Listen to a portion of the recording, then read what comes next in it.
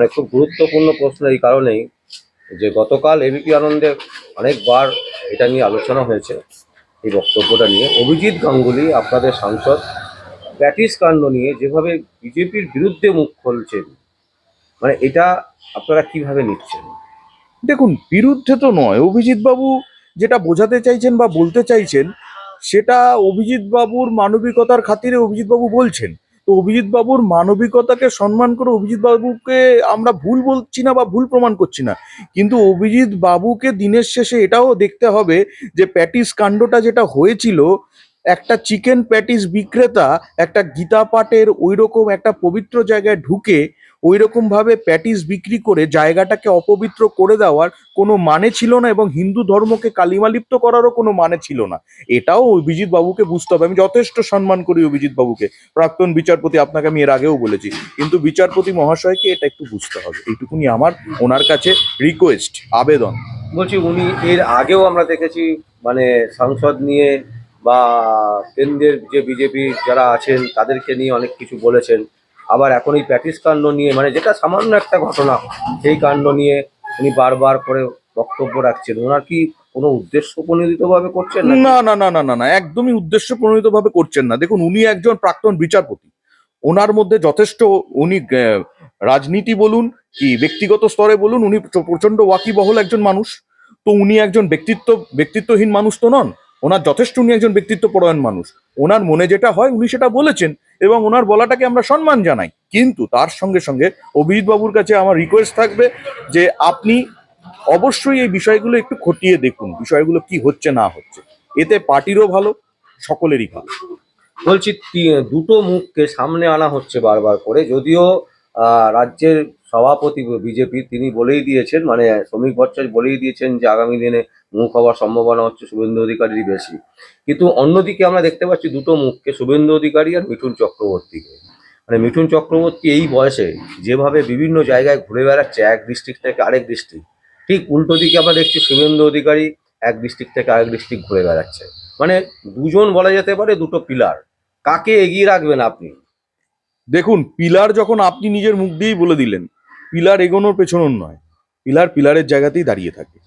Party ঠিক করবে কাকে মুখ বানাবে। পার্টি ওনাদের দুজনকে দায়িত্ব দিয়েছেন, পার্টি ওনাদেরকে গুরু দায়িত্ব দিয়েছেন। পার্টি বলেছেন আপনারা লড়াই করুন, আপনারা জেলায় জেলায় ঘুরুন, আপনারা রাজ্যে রাজ্যে ঘুরুন, আপনাদেরকে যখন আপনাদেরকে দিল্লি থেকে ডেকে পাঠাবে আপনারা দিল্লিতে আসবেন। পার্টির আনুগত্য হয়ে একজন একনিষ্ঠ কার্যকর্তা এবং নেতৃত্ববর্গ হয়ে তারা খাটছেন, তারা প্রত্যেকটা জেলায় জেলায় তারা যাচ্ছেন। এবারে পার্টি কাকে মুখ বানাবে, পার্টি কাকে মুখ বানাবে না, সেটা পার্টির একদম আভ্যন্তরীণ ব্যাপার। এই ব্যাপার নিয়ে শুভেন্দু অধিকারীরও মাথা ব্যথা নেই, এই ব্যাপার নিয়ে মিঠুন চক্রবর্তীরও মাথা ব্যথা নেই। তাদেরকে পার্টি যা রেসপন্সিবিলিটি দিচ্ছে, তাদেরকে পার্টি যা দায়িত্ব দিচ্ছে, তাদেরকে পার্টি যা করতে বলছে, তারা নিষ্ঠার সঙ্গে সেই কর্তব্য পালন করছে, ব্যাস এইটুকুনি। আচ্ছা, কোথাও কি আপনাদের মানে যারা, যেহেতু আপনি একনিষ্ঠ মানে বিজেপি কর্মী এবং জেলাতে একটা পদে আছেন, আপনাকে জিজ্ঞাসা করছি এই কারণে যে যেহেতু আপনি মানে গ্রাস লেভেলে কাজ করেন সমস্ত মানে মেম্বারদের সাথে, সদস্যদের সাথে, এরকম কি কোথাও কোনো মানে হচ্ছে যে মিঠুন চক্রবর্তী ধান্দার জন্য এসছে, বা শুভেন্দু অধিকারী নিজেকে বাঁচাবার জন্য এসছে, যে যে জিনিসটা বারবার করে তোলা হচ্ছে? প্রথমে শুভেন্দু অধিকারীর কথা বলি। একটা লোক, তিনটে ব্যাংকের চেয়ারম্যানশিপ, ঠিক আছে, সাতটা মন্ত্রিত্ব, তারপরে নিজের জায়গায় নিজের জায়গার যত যত রকম হলদিয়াতে ব্যবসাপত্রের বিষয় ছিল ওখানকার চেয়ারম্যান, তারপরে তাকে টোপ দেওয়া হয়েছিল পেট্রোল পাম্পের চেয়ারম্যান করে দেওয়া হবে সমস্ত কিছু, এবং কি তাকে বলা হয়েছিল যা চাইবেন তাই পাবেন তৃণমূল কংগ্রেস থেকে। সমস্ত কিছু ছেড়ে দিয়ে একটা লোক এসে এই ভারতীয় জনতা পার্টির অনুপ্রেরণাতে ভারতীয় জনতা পার্টিতে এসছে। ভারতীয় জনতা পার্টির নীতি রীতিকে ভালোবেসে একটা ভদ্রলোক এসে সারাদিন খাটছে, আর লোকটার পেছনে বলা হচ্ছে লোকটা ধান্দাবাজি করছে। ধান্দাবাজি কাকে বলে ওই একমাত্র মমতা ব্যানার্জির দলের থেকেই শেখা যায়। এ বিজেপি ধান্দাবাজি শেখায়ও না, আর বিজেপিতে কোনো ধান্দাবাজি লোক ঢোকেও না। আপনি নিজে বলুন তো শুভেন্দু অধিকারী কি খাটছে, আপনি অস্বীকার করতে পারবেন?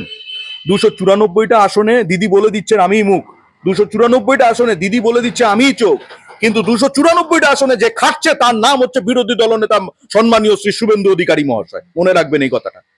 আর মিঠুন চক্রবর্তীর কথা এবার আমি বলি। মিঠুন চক্রবর্তী কোনো ধান্দাবাজি নেই, মিঠুন চক্রবর্তী ভারতীয় জনতা পার্টিতে ঢোকেনি। মিঠুন চক্রবর্তী তো সিপিএম এ ছিলেন। মিঠুন চক্রবর্তী সুভাষ চক্রবর্তীর সঙ্গে পার্টি করেছেন, মিঠুন চক্রবর্তীকে টোপ দেখিয়ে তৃণমূল কংগ্রেস ঢুকিয়েছিলেন নিজেদের দলে, নিজেদের স্বার্থ সিদ্ধি করার জন্য, নিজেদের টিআরপি বাড়ানোর জন্য। মিঠুন চক্রবর্তী তৃণমূলের ঘরে 3 দিনও বসেনি ভালোভাবে। কিন্তু মিঠুন চক্রবর্তীর মনে যে দনমনা ছিল, সেই দনমনা, এই হর্নস অফ ডায়ালেমা, উভয় সংকটে ভুগছিলেন। তারপর উনি ভারতীয় জনতা পার্টিতে উনি জয়েন করেছিলেন। আর উনি এটা বিশ্বাস করেন যে লেফটিস্ট আর রাইটিস্ট দিয়ে কোনোদিনও একটা স্টেট বা একটা গভর্নমেন্ট, একটা স্টেট বা একটা কান্ট্রি চলতে পারে না। একমাত্র যদি একটা কান্ট্রি আর স্টেট যদি চলতে পারে বা ভালো করে চলে, তাহলে কি পার্টি লাগবে সেটা উনি নিজে বলেছিলেন, সেটা হচ্ছে ন্যাশনালিস্ট পার্টি। আর ভারতীয় জনতা পার্টি হচ্ছে ন্যাশনালিস্ট পার্টি। তাই জন্য উনি পার্টিতে এসছেন। আর আমি আপনাকে একটা কথা বলি, ডানে গিয়েও লাভ নেই, বামে গিয়েও লাভ নেই।